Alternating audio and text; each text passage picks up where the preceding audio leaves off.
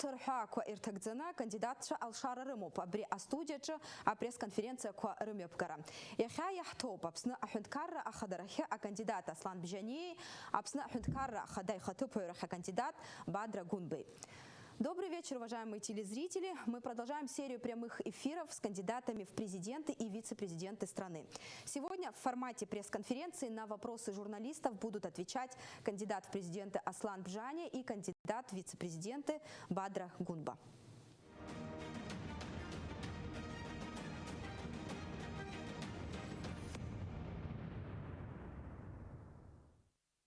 Добро пожаловать, дорогие гости. Добрый вечер, уважаемые коллеги. Напоминаю про условия пресс-конференции. Она будет длиться 60 минут.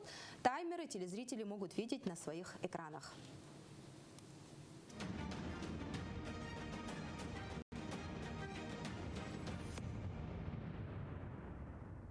Коллеги, с вашего позволения я задам первый вопрос. Аслан Георгиевич, сейчас избирателей больше всего волнует состояние вашего здоровья.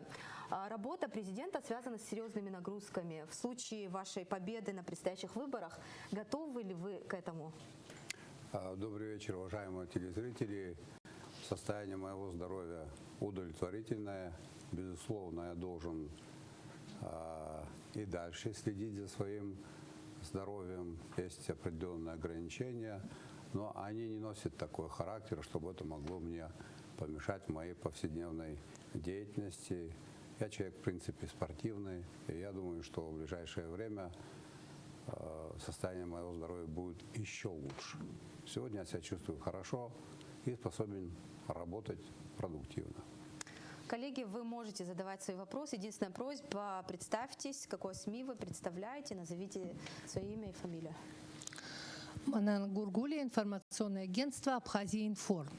В вашей программе есть такой пункт о том, что вы готовы обсудить с парламентом вопросы модернизации системы власти. Могли бы вы чуть подробнее остановиться на том, как вам представляется эта модернизация и каковы ее могут быть этапы и шаги? Ну, мы говорим в своей концепции, я пишу о серьезных преобразованиях, о серьезных реформах, которые необходимо осуществить как в государственном аппарате в целом, так в частности в правоохранительных органах и в судебной системе. Если вы это имеете в виду, то речь идет именно об этом подходе. Но там подробно написано, с чего нужно начинать, на что необходимо обратить внимание. Для меня ключевым вопросом являются вопросы, связанные с государственным строительством. Это очень важно для нас построить правовое и экономически эффективное государство. Есть определенные подходы, есть определенный опыт, реализованный на примере стран примерно с таким же потенциалом, как у нас в Абхазии, в силу определенных причин и субъективных, и объективных. Этому процессу по сей день пока еще не удалось придать должный импульс. Но это требование дня. Это очень важно и необходимо. Поэтому там расписано, с чего начинать, с государственного аппарата, какие должны быть правоохранительные органы, какие изменения должны быть внесены в такие ключевые документы, как Уголовный кодекс, Уголовно-процессуальный кодекс, продолжение конституционной реформы в части, касающейся перераспределения полномочий между ветвями власти. Это разговор очень большой, очень длительный, поэтому я вот так в общих чертах отвечу. Если что-то более конкретно касаемо определенного ведомства или определенных государственных институтов, то я готов более подробно. Ну, вы знаете, я еще думаю таким образом. 3 года уже я являюсь депутатом парламента. Последний год по известным событиям я не имел возможности работать в парламенте, но у меня есть определенный доступ к информации определенного уровня. А настоящее положение дел, глубина реформ, необходимых в стране, необходимых в ведомствах, понимание этого процесса в полном объеме придет только тогда, когда, если случится так, что нам будет поручено руководить Абхазией. Если нам этот ответственный вопрос будет доверен, тогда нужно будет еще раз все взвесить, посмотреть. У нас есть серьезные погрешности в цифрах. Я думаю, что истинное положение вещей чуть сложнее, чем нам преподносится. Поэтому не хотелось бы делать невыверенных шагов. Когда власть принимает решения, которые могут отразиться на судьбе тысяч людей, эти решения должны быть выверенными.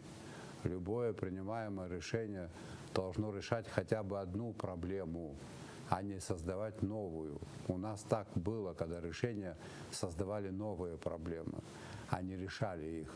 Такой подход неприемлем, поэтому будем делать все очень аккуратно и исключительно для пользы государства, общества и народа.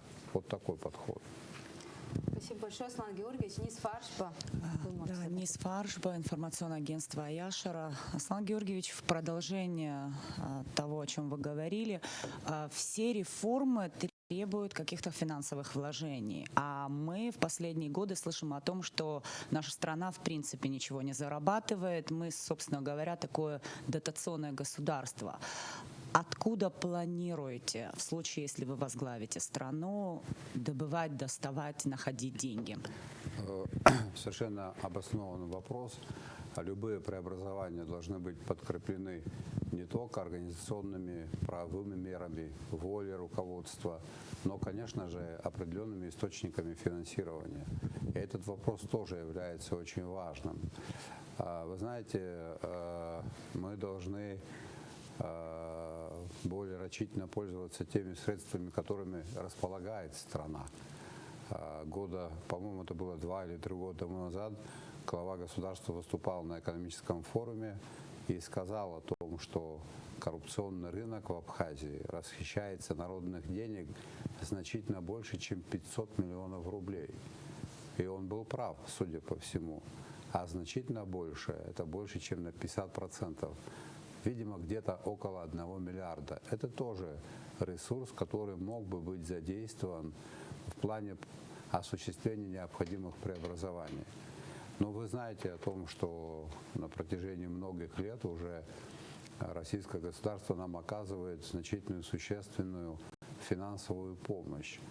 Я совершенно точно знаю, что руководство России обеспокоено теми процессами, которые происходят у нас здесь, в Абхазии, и они считают необходимым и очень важным провести комплекс мероприятий по декриминализации общества и государства. И они готовы оказать всяческую поддержку нам в этом плане, не только организационную, но в том числе кадрами и ресурсами финансовыми. И этим пренебрегать никак не стоит. За это нужно быть благодарным, и этой возможностью мы должны воспользоваться. Но еще одну цифру я хотел бы вам привести. Мы, если посмотреть, то за период с 2007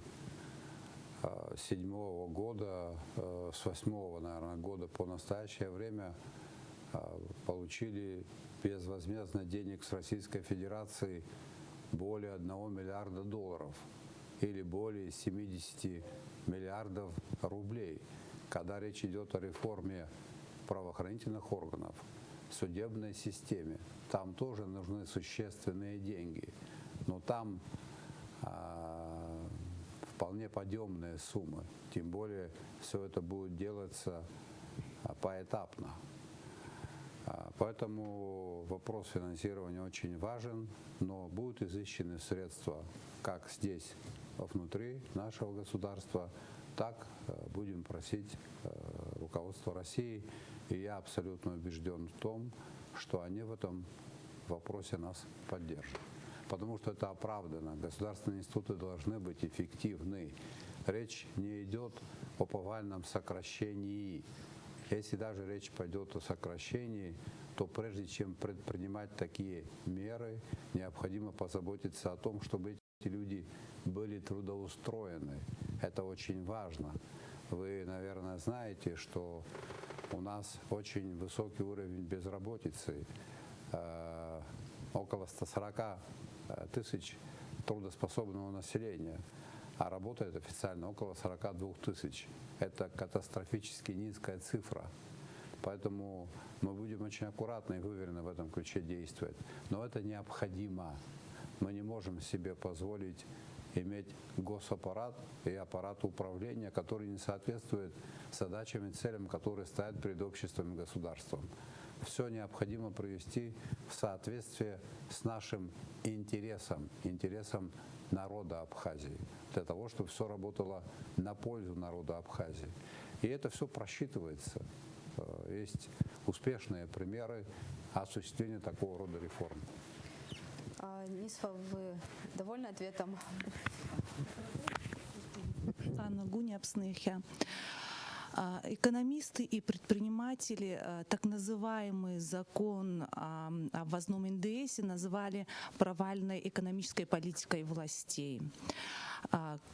Этим решением какой ущерб был нанесен экономике Абхазии? Вот вы любите цифры приводить, можете Вы в цифрах знаете, это нам сказать? у меня не было возможности вот так вот взять и подсчитать прямой ущерб, который был нанесен, косвенный ущерб, а он и есть косвенный. И мало кому ясно, какой ущерб больше. Но то, что ущерб был нанесен, это факт.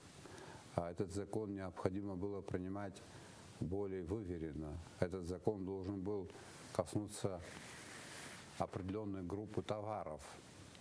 А вообще НДС – это закон, это налог, который должен стимулировать рост производителя местного. Потом уже функция номер 2 – фискальное содержание этого закона. Поэтому этот проект был реализован очень и очень неудачно.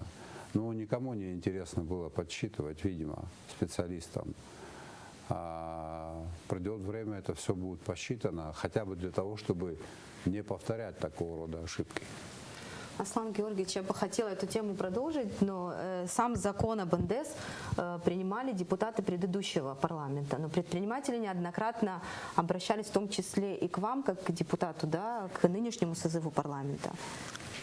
Что депутаты предпринимают сейчас, чтобы улучшить эту ситуацию, изменить, какие-то поправки внести в этот закон? Вы знаете, мне сложно ответить на этот вопрос, потому что почти год я не был в парламенте, и я не могу сказать, что за этот год произошло, что за этот год, какие были изменения. Просто не в курсе, у меня не было возможности. Я знаю, что какие-то изменения вносились, что-то пересматривалось, но вы понимаете, в чем тут проблема.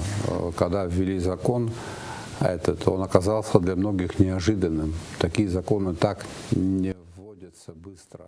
Нужен какой-то адаптационный период, нужна информационно-разъяснительная работа. У людей были определенные контракты, определенные договоренности по определенным ценам. Поэтому это похоже, знаете, есть такая поговорка русская, как слон в посудной лавке. Но слон в посудной лавке, скорее всего, может навредить, чем помочь.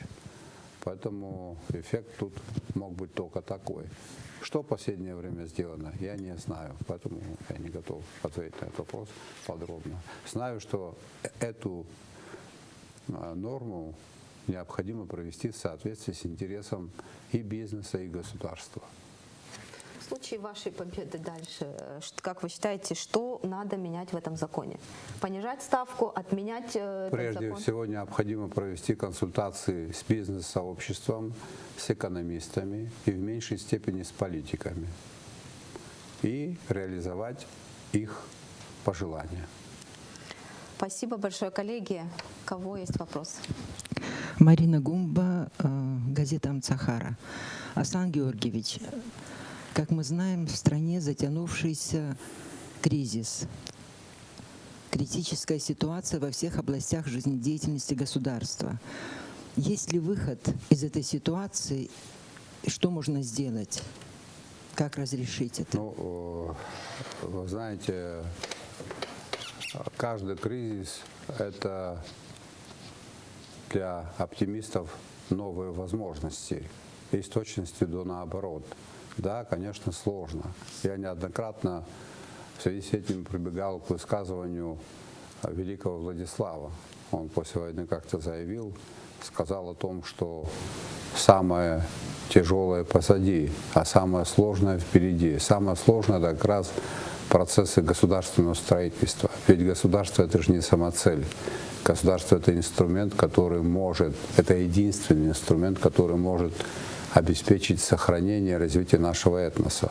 Поэтому для нас это важно, чтобы было построено современное государство. Необходимо определить наиболее серьезные угрозы, которые стоят перед нами, и начать их решать поэтапно. В стране совершенно точно в государстве нет денег на решение всех проблем. У нас, скорее всего, даже нет денег на решение одной проблемы. Все нужно будет делать очень и очень аккуратно и поэтапно.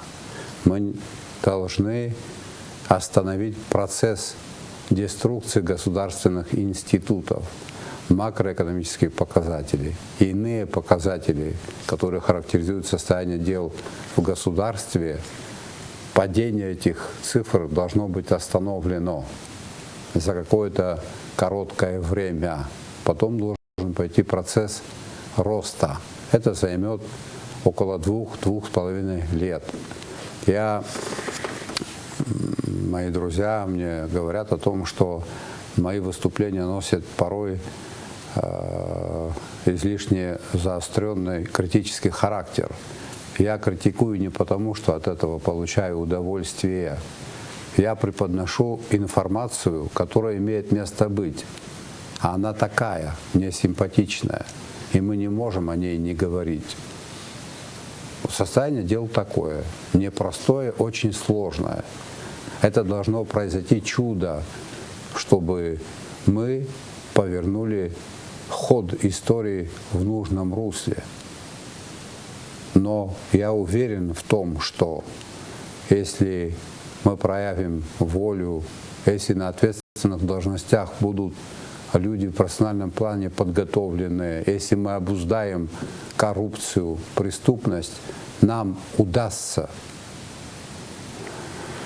решить эти глобальные задачи. Есть примеры, не во многих, но есть примеры, когда из такой ситуации удавалось выходить.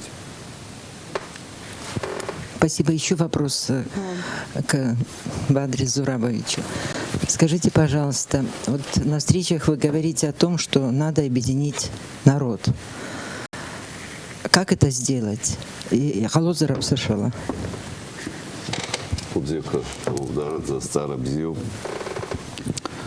ажлары иткала стара нуккало, хоккало, раузат глаша старый курацоп, узасходш рацоп, рабхадзе игло, хара ажлар схосхо хторых илкана, хабхапай харглара ханткар яхтахо асходс разуна, убрёб ажлары иткалара сходсра знеші затаху. Здызынлайса яхахавод, ажлар айткалар на сужиқо, а политика кубка рейдгалар с харқалот, уез ходзом, а политикала айткалар аукцем ажлар и дискало усура, а закон акутақара, а хоммепкаша, абстагенткара хода абхеднаргылана анхавиқонза, а закон якутақазоп, а игзырпшзо ажларги дискало.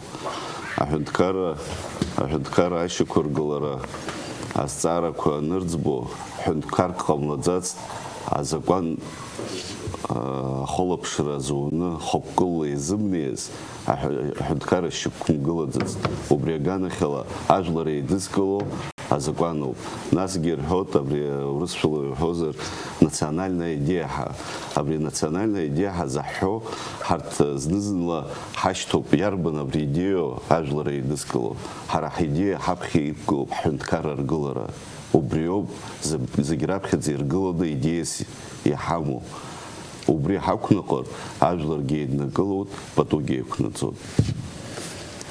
Это Боб, Мадина. Мадина Афганба, Апсат-Гилинфо. Я тоже хочу задать вопрос Бадре Зурабовичу. Вот вы молодой отец. Вот как вы планируете в случае избрания поддержать молодые семьи вот, жильем собственным? Например, у многих его нет. Это острая проблема для Абхазии. Спасибо большое, Мадина. Действительно, жилищный вопрос в Абхазии стоит очень остро. К сожалению, сегодня государство не имеет таких финансовых, экономических возможностей решить проблему всех и очень быстро. Мы это прекрасно понимаем, и в этом плане не стоит никого обманывать. Надо говорить откровенно и честно. Но решать этот вопрос необходимо. Если вы меня спросите, какой механизм, да, вот с учетом тех реалий, тех возможностей, которые есть сегодня у государства, я считаю, что есть Министерство репатриации и демографии. Кстати говоря, на мой взгляд, совершенно правильное решение было принято в этом плане. Вопросы репатриации и демографии решают одну общую задачу. Да? Для чего эта работа проводилась все эти послевоенные годы? Это в том числе вопросы, связанные с репатриацией, были связаны и для решения вопросов демографических. Также происходит. Вот. В этом контексте, на мой взгляд, необходимо объединить эти усилия и создать равные условия для граждан нашей страны, где бы он ни находился. Приехал ли он с Турецкой Республики, с России, других стран мира, либо он приехал с отдаленного села, да, которое находится на территории Абхазии. И в этом плане мы знаем, что Комитет по репатриации решал жилищные вопросы. И сюда же необходимо включить, значит, работу, данное направление по улучшению жилья молодых семей. Мы знаем прекрасно, что одним этим вопросом проблему молодых семей не решить и проблемы демографии не решить. В этом контексте это целый комплекс работы, это в том числе и создание рабочих мест и многие другие направления, которые позволят чувствовать уверенность в завтрашнем дне. И, конечно же, это не может не сказаться в том числе и на демографии. На мой взгляд, сегодня наиболее приемлемый с учетом условий, которые есть в государстве, этот механизм реален. Если позволите, необходимо поддержать существующий жилищный фонд, многоэтажные дома по Абхазии, которые постепенно разрушаются. Необходимо их спасти. На новое строительство денег пока нет, и неизвестно, когда они появятся. Вот эта вот программа, которая была реализована, когда делали крыши этим домам, это было сделано для того, чтобы эти дома не разрушались. Они, в принципе, прочные. Необходимо поменять коммуникации и так далее. Вот этот фонд необходимо сохранить. Ну, дальше больше. Дальше мы очень рассчитываем на то, что у государства появятся другие возможности. Мы в это верим.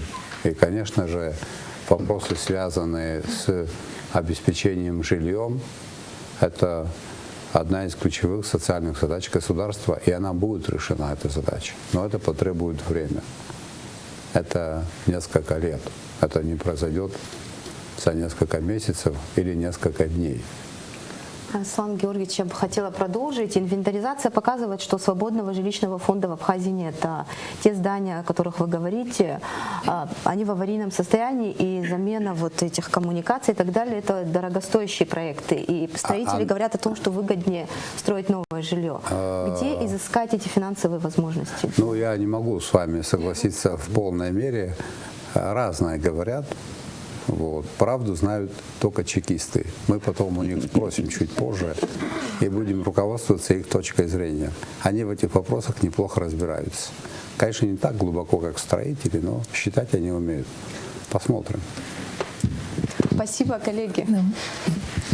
В условиях Абхазии сложно говорить говорите о таком развитом крупном бизнесе, и все жалуются на то, что, и, наверное, справедливо жалуются на то, что условия для создания такой прослойки, как средний класс, для поддержки малого и среднего бизнеса не самые лучшие в Абхазии, учитывая, вот, кстати, обсуждаемую нами тему НДС и вообще налоговой системы. Вот как вам видится, какие меры нужно предпринять, надо ли их предпринять и какие меры надо предпринять, чтобы поддержать вот в условиях Абхазии малый и средний бизнес? Ну вот что касается формирования прослойки, так называемой, да, среднего класса, как раз-таки в Абхазии эта задача могла бы быть решена. Причем по сравнению с другими государствами в сжатые сроки. У нас очень предприимчивые люди. Самое главное, не нужно им мешать. Вот эти меры ограничительного характера и другие меры, которые были приняты государством, они мешали развитию бизнеса. Они не учитывали интересы этого бизнеса. Нужно дать возможность людям для работы. Необходимо сделать так, чтобы их не грабили ни преступный элемент, ни государственный аппарат. Необходимо решить ряд принципиальных вопросов, связанных с изменением режима работы на государственной границе, с тем, чтобы не было излишних, неоправданных, незаконных поборов для тех, кто осуществляет экспорт нашей продукции. Очень важно запустить наш аэропорт. Вот эти процессы необходимо предпринять максимальные усилия для того, чтобы заработала железная дорога. Все это делается шаг за шагом. Комплекс вот этих мер позволит создать класс собственников, средний класс. Я думаю, что это очень важно, это ключевой момент. Я, например, верю в то, что средний класс у нас будет создан. Вы вникните в то, что происходит. Государство или должно помогать, или не должно мешать. В нашем случае обратный процесс имеет место быть. Ну, я не хочу приводить примеры, их более чем достаточно. Их более чем достаточно. Вот тот же ввозной НДС. Но человек, который имеет личное подсобное хозяйство, 2 гектара земли, например, выращивает 5 или 6 тонн орехов, это же неплохие деньги для бюджета, да? 5-6 тонн – это неплохие деньги для семейного бюджета. Такого человека, такую семью можно считать как за середняка. Ну, такая терминология. Так бы, да? Но мы вместо того, чтобы радоваться тихо его успехам, мы начинаем на него накидывать всевозможные административные удавки. Искусственно понижаем цены на этот орех, заставляем его платить экспортную пошлину. В последнее время очень много случаев заболеваний сельхозкультур. Разные у нас процессы в этом плане негативно происходят. Даже лекарственные препараты, необходимые для лечения, они обложены вот этим ввозным НДСом. Даже селитра обложена. Селитра – это то, что идет напрямую сельхозпотребителю. И ее тоже в список товаров, которые обложили ввозным НДСом. Но это ответственный подход к делу. Конечно, это безответственный. Все это потихонечку убивает и инициативу. Вы же понимаете, если человек один раз оказался в долговой яме, если проект один ему не удался, как тяжело встать на ноги. Вот потерять легко, а как тяжело встать на ноги. Ну, мы в этом ключе должны быть очень ответственны. Потом все-таки должны быть ответственные люди, которые знают состояние дел не только в селах, но и в промышленности. Я могу ошибиться в одной из развитых европейских государств. Если человек создает развитое европейское государство, ВВП которого измеряется там чуть ли, там, может быть, под $1 триллион. Человек создает 300 рабочих мест или 200 и имеет непосредственную возможность общаться с министром экономики. в удобное ему время. Так они ценят тех, кто создают рабочие места, занимаются производством товаров на территории и так далее. А у нас такое отношение к нашему бизнесмену, к нашему аграрию. Вы про это что-то слышали? Огромное количество контрольных органов, которые создают препятствия. Я уже неоднократно их перечислял. Не хочу перечислять. Устал уже перечислять. Ничего в этом ключе не изменилось. Ну как можно, ну хотя бы до осени же ждут обычно, да, вот урожай должен, но осенью собираешь урожай. Тут семенной фонд, я извиняюсь, воруют. Ну так, фигурально высказываясь. Аслан Георгиевич, коллеги, если позволите, один вопрос хотела бы задать. Вот по поводу задержания Мизана Зухба. Информацию распространила МВД, это сторонник ваш, один из активных участников январских протестов. Как вы можете эту информацию прокомментировать? Я никак эту информацию прокомментировать не могу. Надеюсь, работники правоохранительных органов действуют в строгом соответствии с буквой и духом закона. А ему что предъявлено? Обвинение? По подозрению. По подозрению. В угоне, оказании сопротивления. Презумпция невиновности, да, еще, это правильно, да? На вторник презумпция невиновности не была отменена? Или уже отменили? Я просто в район выезжал, не в курсе. Она действует. Она действует. Ну, закреплена в Конституции Абхазии. Поживем, увидим. Такие вещи должны комментировать специалисты, а не политики. Спасибо большое. Пожалуйста. Коллеги, ваши вопросы. От дел внутренних, проблем внутренних мне хочется перейти немного к внешним. Вот в последнее время очень часто слышны разговоры о том, что женевский формат как бы уже начинает изживать себя, нет никаких там подвижек и так далее. Вообще, насколько вы считаете, этот формат нужен, что он дает нашей стране? Ну и вообще, как вы видите, какими должны быть взаимоотношения Абхазии с Грузией? У меня, хоть я и работаю в комитете по международным делам, состою в качестве депутата, не было возможности никогда принимать участие в такого рода переговорах, откровенно говоря. Как-то и никуда мне не доводилось выезжать, как-то мимо меня все это проходит. Поэтому мне сложно судить, есть ли там достижения или нет. Но я знаю одно, что переговоры должны быть продолжены. Есть такая поговорка российская: вода камень точит, жизнь меняется. Есть императивы времени, и это надо тонко чувствовать. Поэтому переговоры надо вести. К чему они приведут, покажет время. Мы по мере того, как будем укреплять свою государственность, по мере того, как наше государство будет приобретать авторитет на международной арене, в глазах мирового сообщества, я думаю, подвижки пойдут быстрее в нашу пользу, мне так кажется. Мы должны сами соответствовать заявленным требованиям. Это тоже обсчитывается, это все оцифровывается. Тут никого не обманешь. Мы раз поговорили о внешней политике, можно я немножко о глобальном? Вернее, о коронавирусе. Начну с коронавируса и перейду к уровню нашего здравоохранения. Вы уверены в том, что вопрос по коронавирусу стоит мне задавать? Ну, я буду судить по ответу вашему. Европу с такой хорошим уровнем медицины трясет, тогда что говорить о нашем здравоохранении? У нас, честно говоря, тихая паника. Не дай бог, если этот коронавирус дойдет до Абхазии. Вопрос.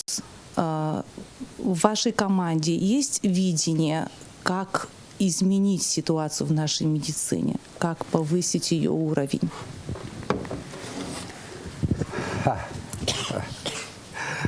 Аннушка, ну ты, конечно, задала серьезный очень вопрос, напугала меня коронавирусом. Я не готов комментировать эпидемию коронавируса. Я в этом очень плохо разбираюсь. Знаю, что это проблема. И, возможно, она нас коснется. Но у нас есть специалисты, вирусологи или кто там. Они, наверное, подскажут, как себя вести. и необходимо руководствоваться их рекомендациями.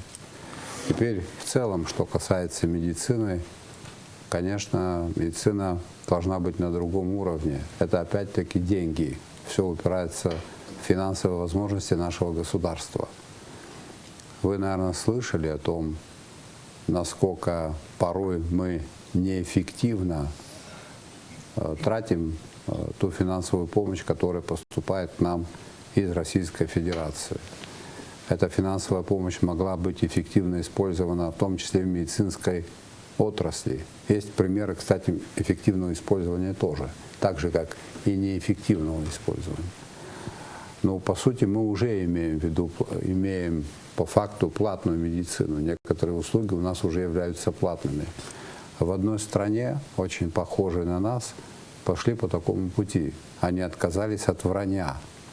Взяли, посчитали свои возможности, которые могут быть направлены на обеспечение здоровья нации. И, конечно же, выяснилось, что они могут решить ряд проблем. И эти проблемы государство взяло на себя. Все остальное отдали в частные руки. И у них все изменилось в лучшую сторону. Потихонечку необходимо частную составляющую в медицине увеличивать.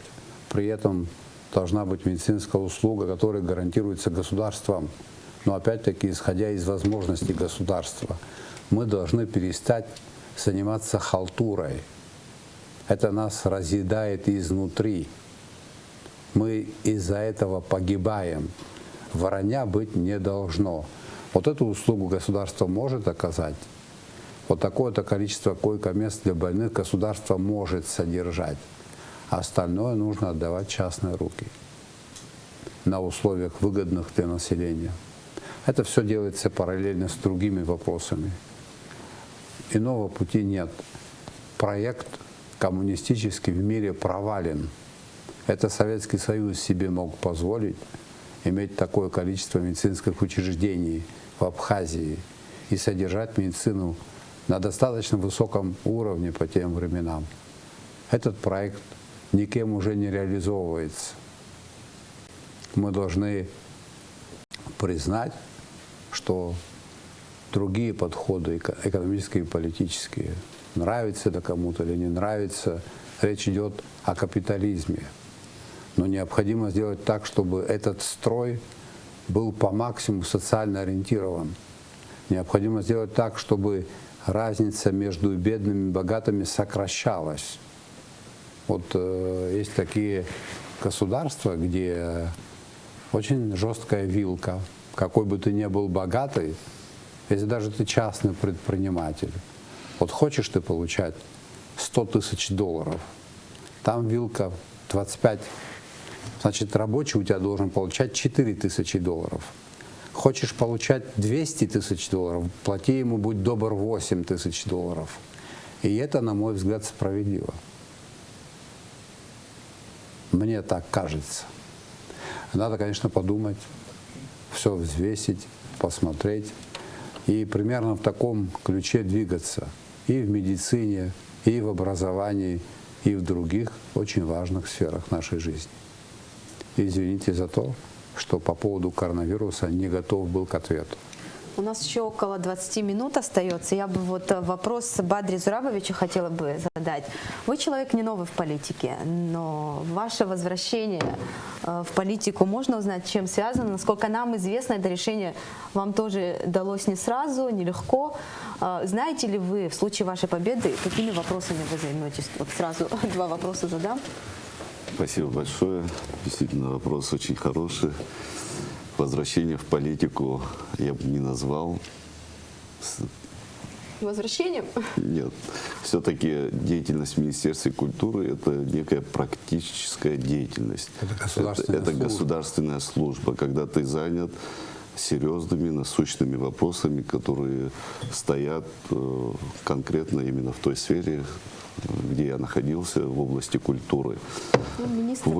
Да, согласен с вами, но я никогда не ощущал, что это политическая фигура. В большей степени это была именно, на мой взгляд, та работа, которая направлена, да, на деятельность максимально быть полезным обществу и тем людям, которые занимались культурой. Что касается, значит, нынешней ситуации, я бы хотел бы отметить, вы здесь правы, я не представлял себе, что я буду заниматься политикой. Для меня это новое направление. Почему я принял такое решение? Мы все понимаем, да, и видим ситуацию, в которой сегодня находится страна. Я сегодня вижу людей, которые готовы взять на себя ответственность и продолжить работу по укреплению нашей государственности, по укреплению, значит, наших внутренних позиций, внешних позиций. Эти люди сегодня, безусловно, этими людьми являются Аслан Георгиевич, Александр Золотинскович. Для меня сегодня честь находиться рядом и быть полезным, в том числе со всей командой, сделать что-то полезное для нашей страны. Еще раз повторю, для меня это решение было нелегкое, но учитывая те люди, которые сегодня находятся, руководят, да, вот данным политическим процессом в нашей команде, я им верю и доверяю. Я уверен, что они смогут сделать многое полезное для нашей страны. Бадрис Зурабович, Да, и... можно я вмешаюсь в разговор? Пожалуйста. Некоторые коллеги на этот вопрос отвечают таким образом. Ну, вот без конца пошел поток людей с просьбой заняться политикой. И я не мог им отказать. Вот такой достаточно распространенный ответ бывает в нашей с вами действительности. Да? Вы, наверное, об этом слышали. И все-таки, Бадрис Зурабович, вы в случае победы знаете, вот какими вопросами конкретно займетесь? Это прописано в Конституции. Да, в Конституции все четко прописано, что вице-президент выполняет определенные поручения. Ну, в команде вы обговаривали, какими, может быть, вопросы? Нет, мы не обговаривали никаких позиций. Кстати говоря, сразу хотел бы, пользуясь моментом, развеять некоторые слухи, якобы в команде, да, определяются некие позиции и так далее, значит, раздаются должности. Мы зачастую, да, слышим некие разговоры, абсолютно никаких таких разговоров и мышлений в нашей команде нет. Сегодня стоит другая задача. Вот и все. Да. Спасибо большое. У нас просто нет таких полномочий, такого мандата от граждан Абхазии. Все задачи нужно решать по мере их возникновения. На нас такие функции еще никто не возложил. Если мы окажемся теми, кому народ Абхазии доверит руководить Абхазией, мы, конечно же, распределим функциональные обязанности, людей подберем. У нас есть примерное понимание, как это сделать. Спасибо Но большое. это вопрос сейчас пока еще не актуальный. Спасибо. Марина. Короткий вопрос. Так как я представляю партию Амсахара, основной костяк которой ветераны войны, хотела бы у вас спросить, как у участника войны, ветерана войны, который во время войны выполнял особые поручения главнокомандующего. На прошлых выборах кандидат президента Алхаз Квициня говорил об этом, о необходимости принятия закона о ветеранах. Как вы на это смотрите и готовы ли вы участвовать вот в этом законе, в принятии, в обсуждении, принятии этого закона? Нет такого закона. Этот закон должен быть. Ветераны, участники войны должны быть окружены максимальным вниманием со стороны государства. Это очевидно. Опять-таки это упирается в ряд других проблем. Безусловно, такой закон должен быть принят. И это мне даже вот на этом этапе не хотелось бы на эту тему говорить, потому что необходимость особого подхода к инвалидам, к участникам войны, она очевидна. Государство делает то, что может сегодня, но этого мало. И необходимо сделать другие шаги предпринять. И они, конечно же, будут предприняты. Коллеги? Можно? Я, просматривая вашу программу, тезисы сегодня, не обнаружила в ней такого, на мой взгляд, важного раздела, как экология. Мы все любим говорить, что Абхазия курортная страна, славится уникальной такой своеобразной природой и так далее. Как вы вообще оцениваете вот экологическую ситуацию у нас, и какие вам видятся проблемы, и есть ли у нас какие-то возможности использовать современные средства для того, чтобы разбираться с этими проблемами? Если мне память не изменяет, у нас есть экологический прокурор, прокуратура. Это специально выделенный орган, это первое. Второе, несколько статей Уголовного кодекса за нарушение норм, связанных с этим направлением работы. У нас есть экологическая служба. А все остальное, о чем вы говорите, это работа специалистов. Мы должны сегодня руководствоваться тем, что мы имеем. Как эти статьи работают, как соблюдается закон, это другой вопрос. Думаю, примерно так же и во всем остальном. Но все будет работать должным образом. И экологическая прокуратура, и экологическая служба, и статьи Уголовного кодекса. А потом сядем, подумаем и взвесим, что нужно дополнительно сделать для того, чтобы сохранить уникальную природу, которая нам была дарована Господом Богом. Это обязательно важно, это очень нужно. Это то, что руками человека невозможно сотворить. Я полностью разделяю, что экологическая политика в стране должна быть выверенной. Это как бы бесспорный факт. Охрана растений, переработка твердых бытовых отходов — это все-таки не напрямую вопросы экологической прокуратуры, тем более они очень давно обсуждаются. Мы о полигонах, о мусороперерабатывающих заводах. Сколько я работаю в журналистике, столько слышу обещаний. Это вообще реально решаемая эта проблема, при на ваш наличии, взгляд? Это же не космический аппарат с человеком во Вселенную запустить. Заводы по переработке мусора – это небольшая такая редкость. Не так редко это можно увидеть. Для этого нужны деньги. И эти деньги должны быть изысканы. Мы мусор разбрасываем по всей Абхазии. У нас лучшие земли города в районе Маяка, огромное количество земли, очень ликвидной, под свалкой. Я абсолютно убежден в том, что найдутся люди, которые построят завод, если им дать эту землю. В другом месте они ее построят. Боюсь, что это упирается в какие-то интересы конкретных лиц. У нас очень много в это упирается, поэтому нет подвижек. Но в этом тоже разберутся специалисты универсальные. Аслан Георгиевич, я бы хотела тему экологии продолжить. Вопрос добычи нефти последний год-два очень актуален в Абхазии. И многие, я не могу не задать этот вопрос, от наших граждан говорят, что приход, возвращение в большую политику Александра Золотинского-Ильича Анкваб, который сейчас в вашей команде, связан именно с решением этого нефтяного вопроса. Это первое. Во-вторых, я бы хотела лично ваше мнение узнать по вашу позицию по вопросу добычи нефти. Мне, что касается вопроса добычи нефти, я, вообще-то говоря, привык доверять мнению специалистов и документам. Правда, люблю перепроверять. В 2015 году была создана парламентская комиссия по изучению целесообразности добычи нефти и так далее. Эта комиссия никаким выводом не пришла.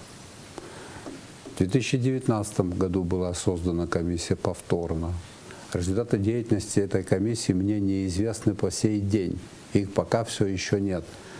Для меня это носит странный такой характер, потому что изучение такого вопроса не может быть, для этого года не нужны.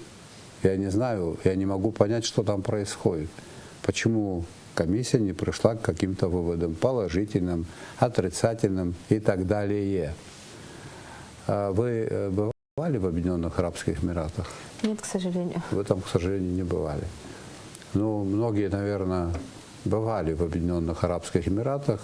Это страна, которая в течение 40 лет, страна пустыня, там огромное количество парков, зеленых насаждений и очень чистая вода в море. И все это благодаря тому, что они начали добывать нефть. Другое дело, что они ее распределяли справедливо в пользу государства и населения. То есть вопросы экологии и добычи нефти, они совместимы. Для меня непонятно, имеем мы нефть или нет. Мне пока ничего по этому поводу не известно. Я документов не видел. Вот как только я их увижу, мы обязательно спросим у специалистов, и такие вопросы могут быть реализованы только тогда, когда власть получит одобрение со стороны народа. Это серьезный и большой проект. Именно так мы и будем поступать. Это первое. Второе, не думаю, что Александр Анкваб вернулся в политику только для того, чтобы заниматься нефтяным вопросом. Я такую постановку вопроса не принимаю в принципе. Александр Анкваб обсуждает огромное количество вопросов. Огромное количество вопросов. Поэтому говорить о том, что это связано только с проектом нефтяным, я так не стал бы. А слухи, наверное, люди любят посплетничать. Спросите у тех, кто так говорит, они, может быть, более конкретную информацию вам дадут. Спасибо. Коллеги, есть вопрос? Анна, можно... Тогда обсыщала зынзас дахмыртша жодзит уяшыт замхасу бхега обсыщала биязар бзен. Георгим обсыщала секунсаев. Анна, зынза сара козым тейцугоп. Алло, заразин яхтаб.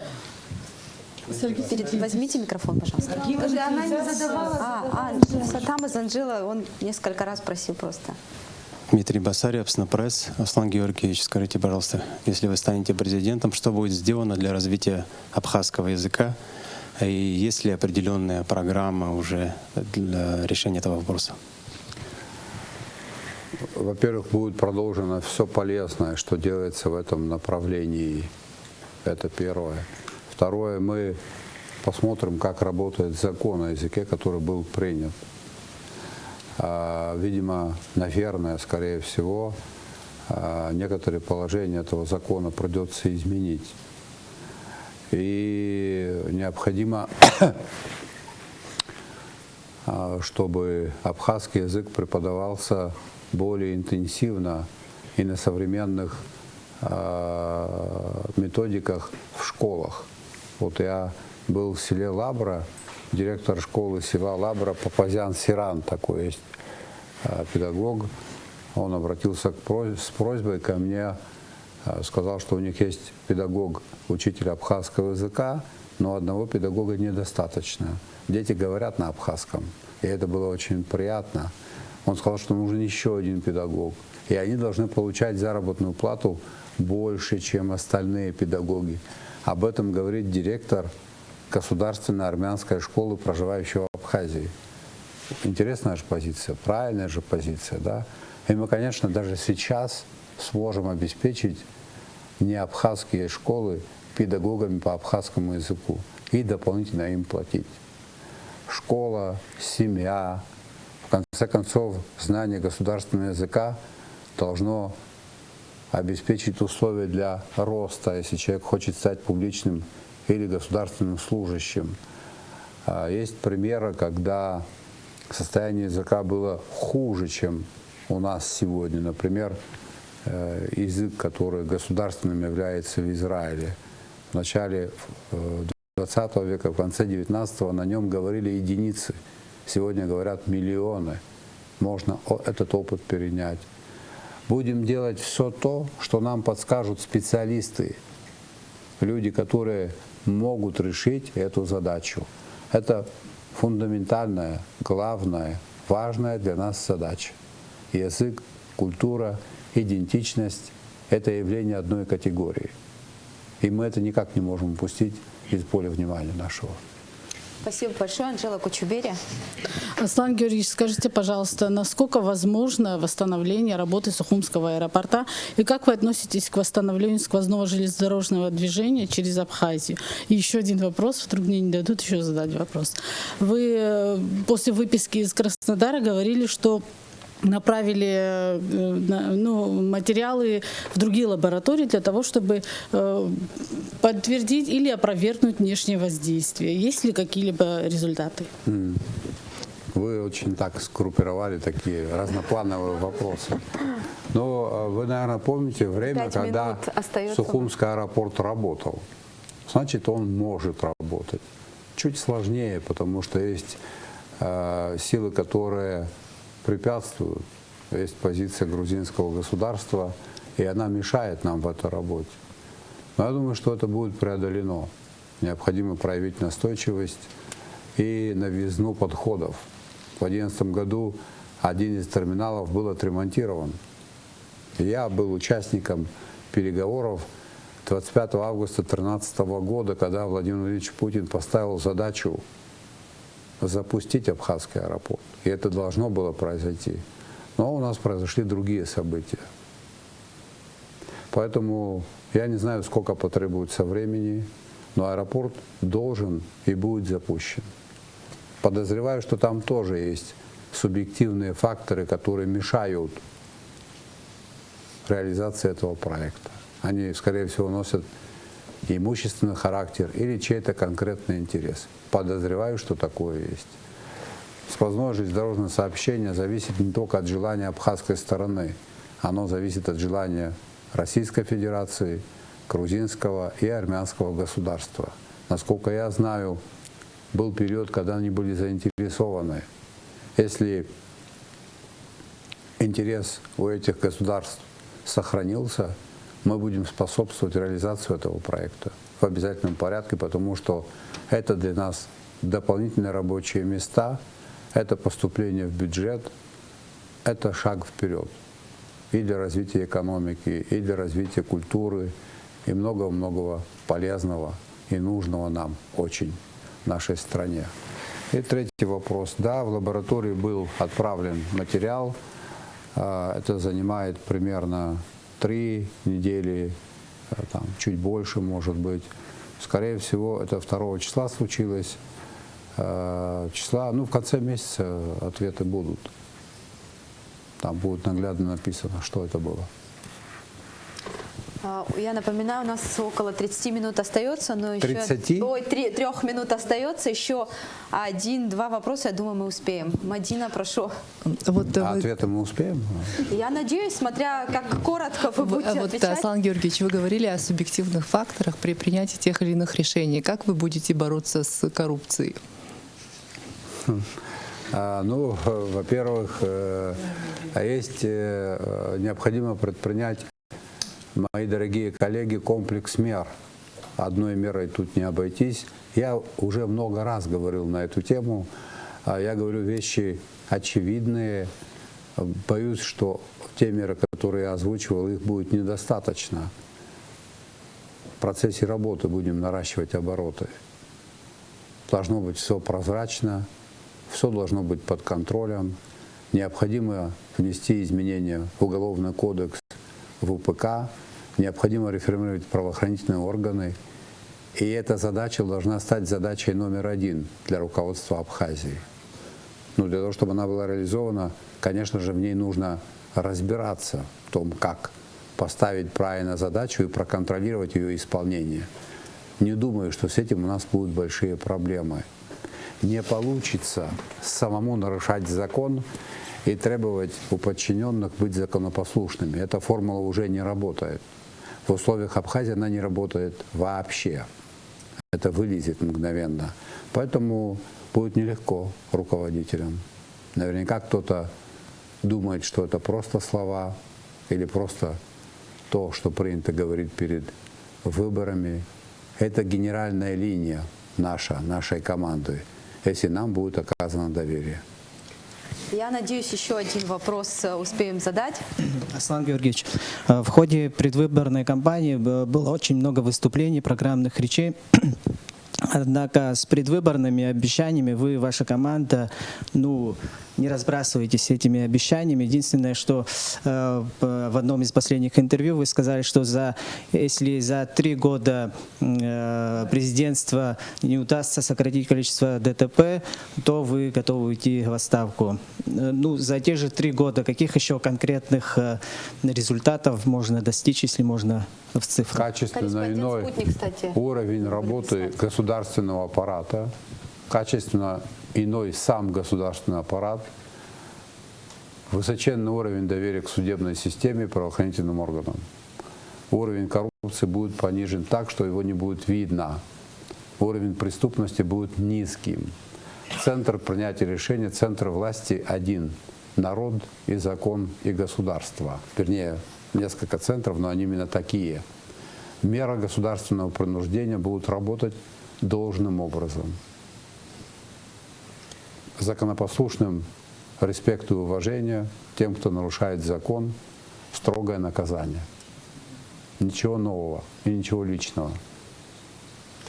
У нас всего 18 секунд на таймере остается. Я хочу поблагодарить вас за сегодняшний эфир. Спасибо большое, коллеги. И табуб хашасхуй такие псоти лихопштва бряла пресс-центра усур харкшует и школа саршует. А студия Джейха Хастара Куртак Шухартуз абсна хунткара хадарахи кандидат Аслан Бижани, абсна хунткара хадай хатупуйрахи кандидат Бадра Гунбей. Абряла абзирасха шасхует.